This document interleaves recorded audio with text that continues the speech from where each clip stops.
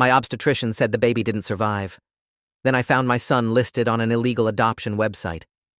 Dr. Cassandra Whitmore met us in the hallway outside the delivery room with her surgical mask pulled down and her eyes red. My wife Autumn had been in labor for 19 hours before they rushed her in for an emergency cesarean. I'd been pacing that hallway for 40 minutes, imagining 1,000 outcomes, but never this one. Dr. Whitmore's hand touched my shoulder, and I knew before she spoke that something terrible had happened. "I'm so sorry, Derek. We did everything we could. The umbilical cord was wrapped around his neck. By the time we got him out, there was no heartbeat. We tried to resuscitate for 12 minutes, but there was no response. I'm so sorry. Your son didn't make it." The words hit me in waves. Didn't make it. No heartbeat. Your son. We'd spent 9 months preparing for fatherhood. We'd painted the nursery pale blue. We'd chosen the name Jonah after my grandfather. Autumn had talked to her belly every night, telling our son about the world he'd be born into. And now Dr. Whitmore was telling me he was gone before we ever got to meet him. I couldn't process it. Couldn't make my brain accept what she was saying. "Where is he?" My voice came out hollow. "I need to see him. I need to see my son." Dr. Whitmore's expression shifted to something gentle and practiced. "Of course. We'll bring him to you once we've cleaned him up. And Autumn is asking for you. She's in recovery. The surgery went well, but she's very weak. She needs you right now." I walked into that recovery room on legs that didn't feel connected to my body. Autumn was lying on the bed hooked up to monitors and IV lines. Her face was pale and streaked with tears. When she saw me, she reached out her hand and I took it, and we held each other and cried without speaking, because there were no words big enough for what we'd just lost. A nurse brought Jonah to us, wrapped in a white blanket. He was so small. His face was peaceful. His tiny fingers curled against his chest. Autumn held him first and kissed his forehead and whispered things I couldn't hear. Then she passed him to me, and I cradled my son's body in my arms and felt the weight of him and knew I would carry this moment for the rest of my life. They let us stay with him for 2 hours. Then a hospital coordinator came in and talked about arrangements, cremation or burial, death certificates, support groups for infant loss. Her voice was kind but clinical. This was routine for her. For us, it was the end of everything. We chose cremation. 3 days later, we held a small memorial service with close family. My mother cried so hard she had to leave the room. Autumn's father gave a eulogy about the grandson he'd never get to know. We placed Jonah's ashes in a small wooden urn that I kept on the dresser in our bedroom, where I could see it every morning. The grief was crushing. Autumn stopped eating, stopped sleeping. She'd sit in the nursery for hours staring at the empty crib. I went back to work after 2 weeks because I couldn't afford to take more time off and because sitting at home drowning in sadness wasn't helping either of us. My job as a software engineer let me work remotely most days, which meant I could stay close to Autumn when she needed me. But she didn't seem to need anyone anymore. She'd pulled so far inside herself I couldn't reach her.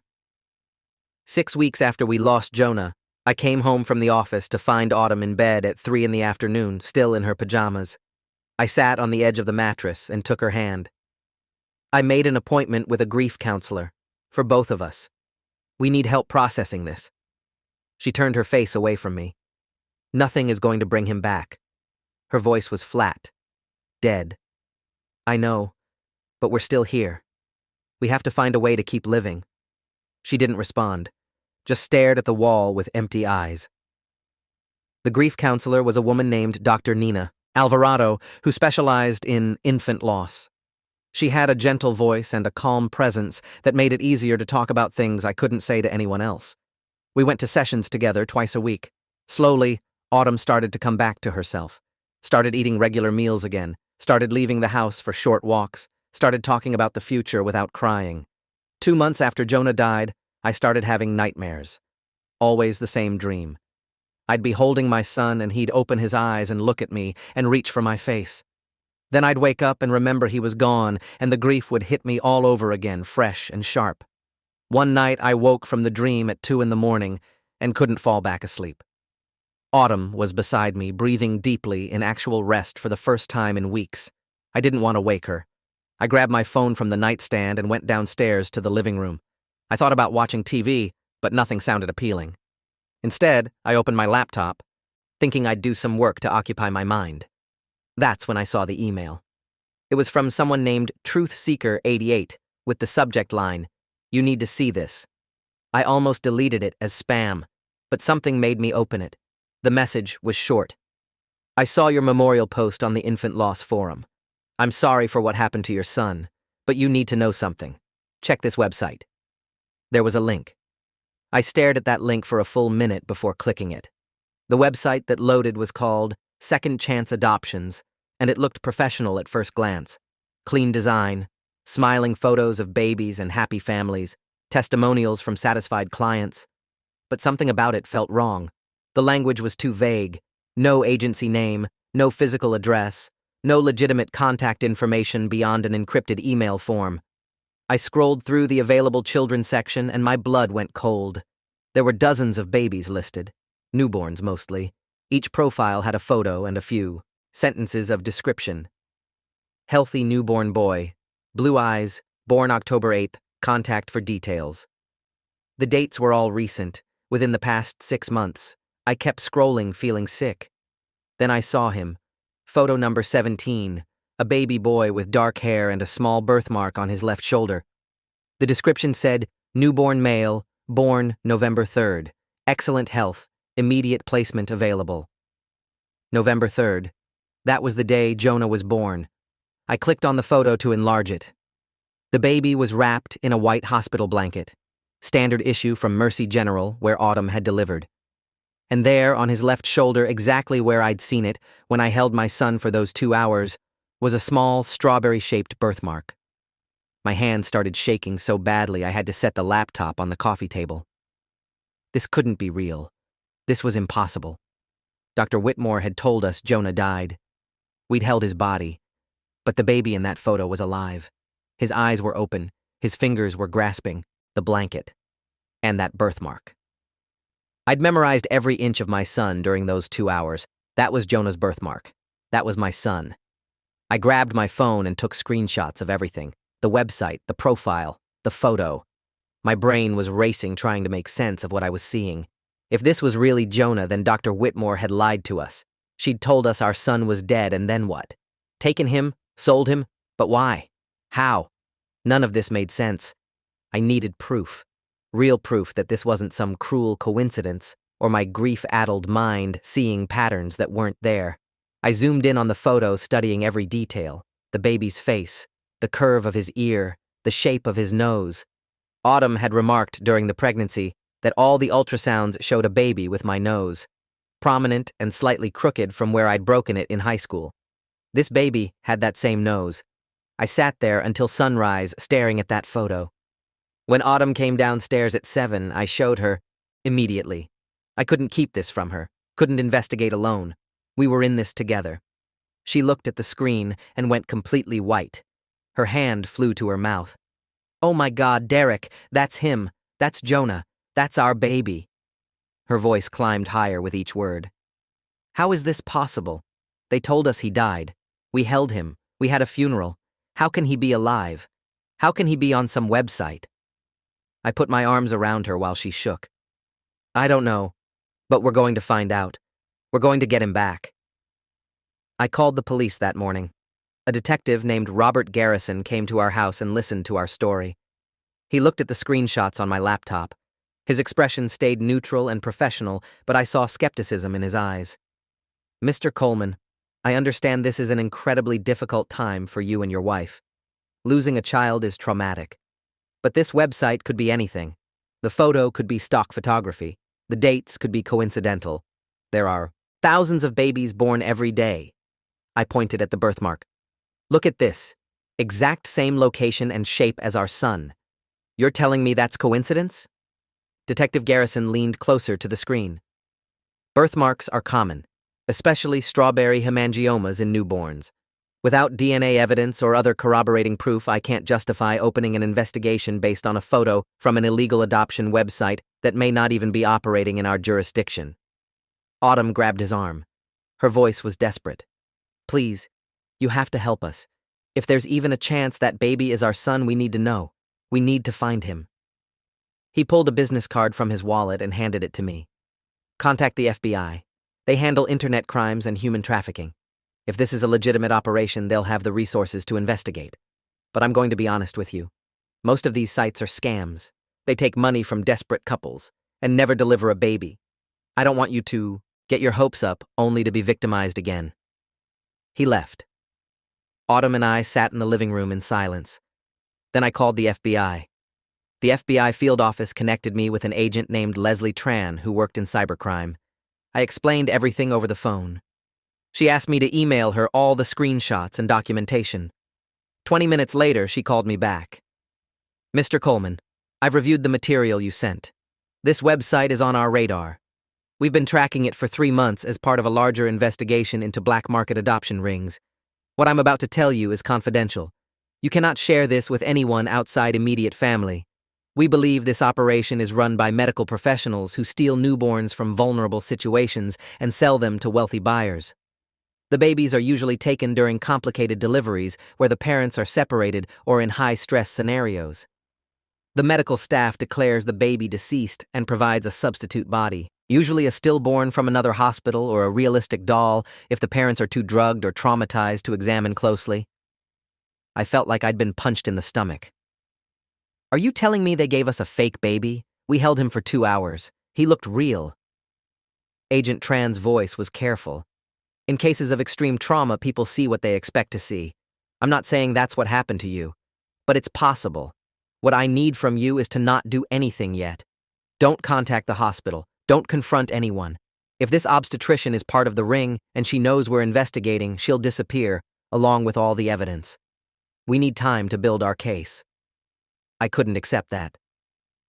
My son might be out there somewhere being sold to strangers and you want me to wait?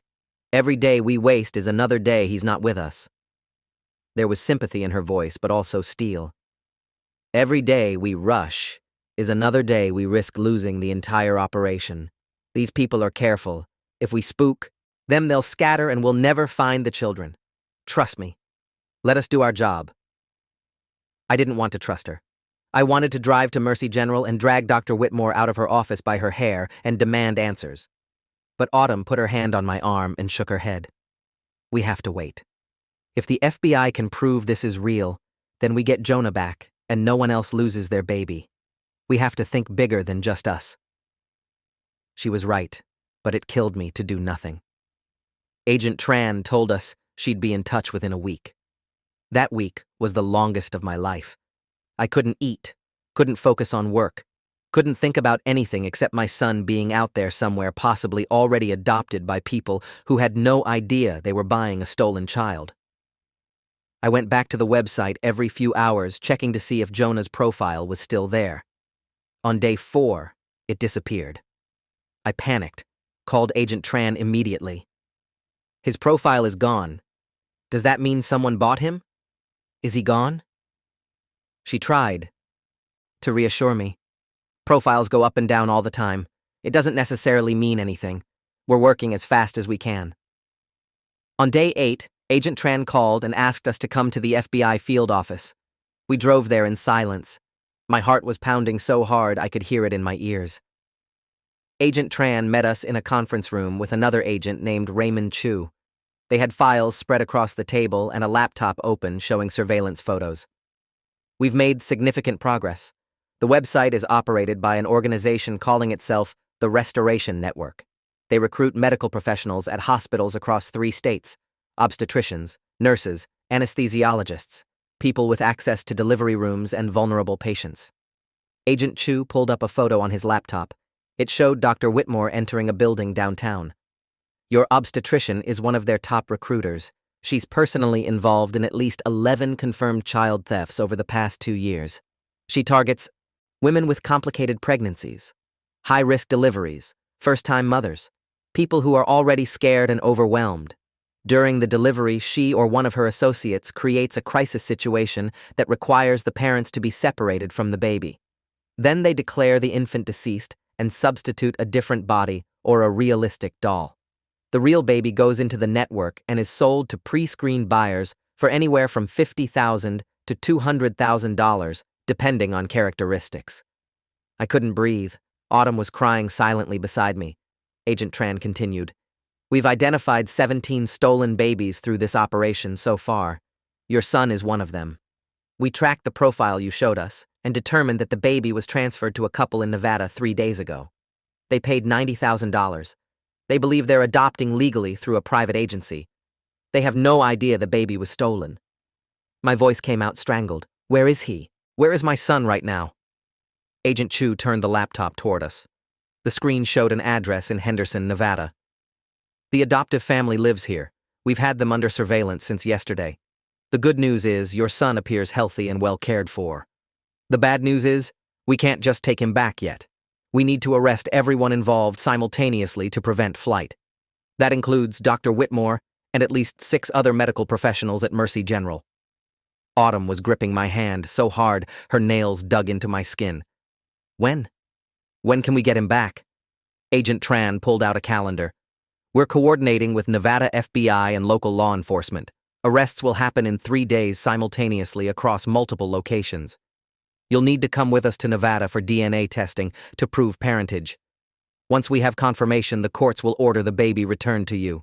The adoptive parents will be questioned, but they're victims too. They had no knowledge this was illegal. 3 more days, 72 more hours. I wanted to scream. I wanted to get in my car and drive to Henderson right now and take my son back by force. But I nodded. We'd waited this long. We could wait 3 more days. Agent Tran gave us instructions. Don't tell anyone outside immediate family. Don't post anything on social media. Don't contact Mercy General. Act normal. Go to work. Maintain your routine. If Dr. Whitmore suspects anything, she'll run and we'll lose everything. We went home, and I don't remember how we made it through those 72 hours. Time moved wrong. Too slow and too fast at once. I'd look at the clock, and only 5 minutes had passed. Then I'd look again, and 3 hours were gone. Autumn and I barely spoke. We just existed in the same space, waiting for the call that would change everything. On the morning of day 3, Agent Tran called at 6 a.m. It's happening. Simultaneous arrests across all 3 states starting in 1 hour. We need you on a plane to Nevada by noon. Pack light. You'll be back tomorrow with your son. We were at the airport by 10, boarded a flight to Las Vegas at noon, landed at 2 p.m. local time. 2 FBI agents met us at the airport and drove us to the Henderson field office. Agent Tran was already there. She looked exhausted but satisfied. Dr. Whitmore is in custody. So are 5 nurses from Mercy General and 2 administrators who helped falsify death certificates. We've also arrested the website operators and 3 intermediaries who handled money transfers. The operation is completely dismantled. I couldn't focus on any of that. Where's my son? She led us down a hallway to a room set up with cameras and recording equipment. The adoptive parents are being interviewed separately. The baby is with a social worker. You'll see him in a few minutes. First, we need to collect DNA samples from both of you. The lab is running expedited testing. We should have preliminary results in 6 hours. A technician swabbed the inside of our cheeks. Then Agent Tran brought us to a waiting room with coffee and vending machines and told us to try to relax. Relax. My son was 50 feet away from me, and I was supposed to relax. At 8 p.m., Agent Tran came back. She was smiling. DNA is a match. 99.97% probability of parentage. Jonah Derek Coleman is your biological son. A judge has issued an emergency order returning custody to you effective immediately. The adoptive parents have been informed. They're devastated, but they understand. Come with me. She led us down another hallway to a room with soft lighting and comfortable chairs. A woman in her 50s stood up when we entered. She was holding a baby wrapped in a blue blanket. Mr. and Mrs. Coleman, I'm Dorothy Sinclair with Child Protective Services. I've been caring for your son today. He's healthy. He's been fed and changed. He's yours. She placed the baby in Autumn's arms. Autumn made a sound I'd never heard before. Part sob, part laugh, part prayer. I looked down at my son and saw his eyes open. Dark blue eyes that looked up at us with infant curiosity. He was bigger than when we'd last seen him, 3 months of growth. But the birthmark was there on his left shoulder. The nose was mine. The dark hair was Autumn's. This was Jonah. This was our son. Alive, real, home. I put my arms around both of them, and we stood there crying and holding each other, while the social worker smiled and Agent Tran discreetly left the room. Jonah made a small sound and reached toward Autumn's face with tiny fingers. She kissed his hand and whispered, "We've got you. We're never letting you go again." The adoptive parents, a couple named Gerald and Maxine Russo, asked to meet us before we left Nevada. I didn't want to. These people had my son for 3 days. They'd paid money to take him from us even if they didn't know he was stolen. But Autumn said yes, said they deserved to know the truth. We met them in a conference room at the FBI office. They looked destroyed. Maxine's eyes were red from crying. Gerald couldn't look at us directly. "We didn't know," Maxine said. Her voice was thick with tears. "The agency told us the birth mother changed her mind at the last minute and wanted the baby to go to a good home through private adoption.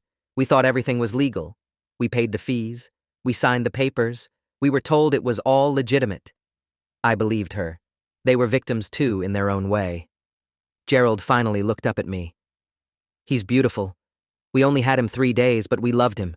I need you to know we would have given him everything. A good home, good schools, all the love in the world. We just wanted to be parents." I didn't know what to say to that. Finally, I settled on, "Thank you for taking care of him. It was the best I could offer." They left. We never saw them again. The flight back to our city was surreal. Autumn held Jonah the entire time. He slept most of the flight curled against her chest. I sat beside them and watched my son breathe and felt something enormous settle in my chest. Relief so big it hurt. We'd lost him and found him. We'd grieved him and gotten him back. The world felt different now, sharper, more real. We landed at 10 p.m. My parents were waiting at our house. My mother burst into tears the second she saw Jonah. My father just kept saying, thank God," over and over. Autumn's parents drove down the next morning. Everyone wanted to hold him. Everyone needed to see that he was real, that the nightmare was over. The story broke in the news 2 days later.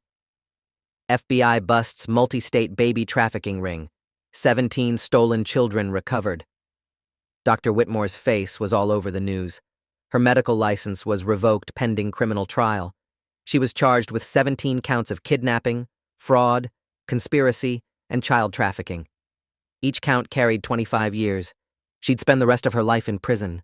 The other medical professionals involved faced similar charges. The hospital issued a statement calling the betrayal unconscionable and promising full cooperation with investigators. They offered to cover all our medical bills and therapy costs. I told them to shove their guilt money. Autumn and I testified at Dr. Whitmore's trial 6 months later. We sat in the courtroom and told our story to a jury of 12 strangers. Told them about the grief of losing a child, about holding what we thought was our son's body, about the memorial service and the ashes we kept on our dresser that turned out to be someone else, about finding Jonah's photo on that website, about the FBI investigation, about getting him back. Dr. Whitmore sat at the defense table and wouldn't look at us. Her lawyer tried to argue that she'd been coerced by the network, that she'd been threatened and forced to participate. But the evidence was overwhelming. Bank records showing hundreds of thousands of dollars in deposits, emails, planning thefts, testimony from nurses who'd seen her substitute babies. The jury deliberated for 4 hours, guilty on all counts. The judge sentenced her to 375 years in prison without possibility of parole. I watched them take her away in handcuffs and felt nothing. No satisfaction, no closure. Just emptiness. She'd stolen 3 months of my son's life, and no sentence would give that back. 16 other families testified too. Some got their children back, others didn't. 5 babies were never found, adopted by people who disappeared before the FBI could track them. Those families would never know what happened to their children, and that knowledge would haunt them forever. Jonah is 2 years old now. He's healthy and happy and has no memory of any of this. Sometimes I watch him play with his toys and think about how close we came to losing him forever. How if that anonymous email hadn't come, if I hadn't clicked that link, if the FBI hadn't been already investigating, he'd be gone, raised by strangers who bought him. Autumn and I are in therapy still, processing everything. The trauma doesn't go away. It just becomes something you learn to live with. We don't talk about the ashes anymore. Don't talk about the funeral or the memorial service. Those things happen to different people in a different life. We started a foundation to help other families of stolen children. We work with the FBI to identify trafficking networks. We've helped recover 8 more children in the past year. It doesn't fix what happened to us, but it means something. Dr. Whitmore writes letters from prison. They arrive every few months, long, rambling pages of justification and self-pity. She claims she was helping couples who couldn't have children. She says she was providing a service. She never once apologizes. I burn the letters without reading past the first line. Jonah calls me Dada now and reaches for me when I come home from work, and that's all that matters. Thanks for watching till the end. Make sure to subscribe and like to not miss the next story.